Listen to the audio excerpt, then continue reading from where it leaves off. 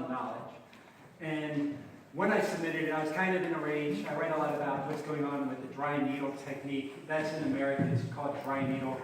In Europe, they may call it just trigger point acupuncture. But in my opinion, it's a very abusive practice of acupuncture. People in other medical professions, physical therapists or chiropractors, they can get 30 to 50 hours of training in a weekend warrior type of class on the dry needle technique. They're sent home to start practicing immediately in their clinics.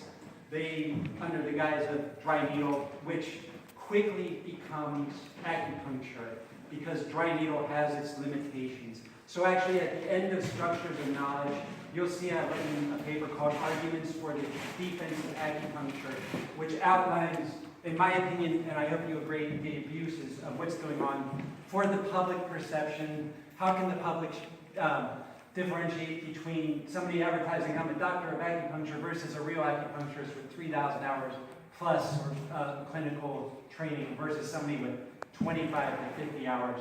And then to carry an extra step forward, there's an additional paper. It's called Kinetic Acupuncture, which I've written with the doctor I studied under, Dr. Kyung-Suk Choi. It's from Korea.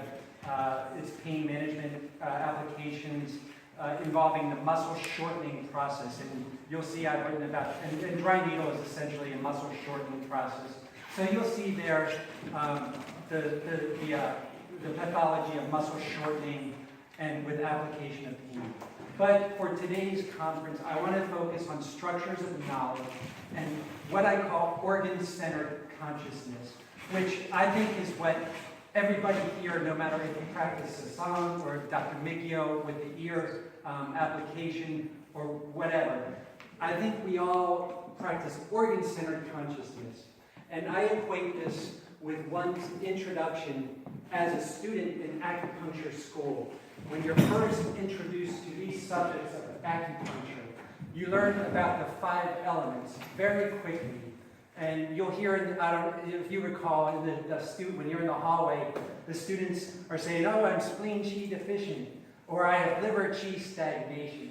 So immediately when we learn this, we're internalizing what we learn, and we're self-applying these things to ourselves.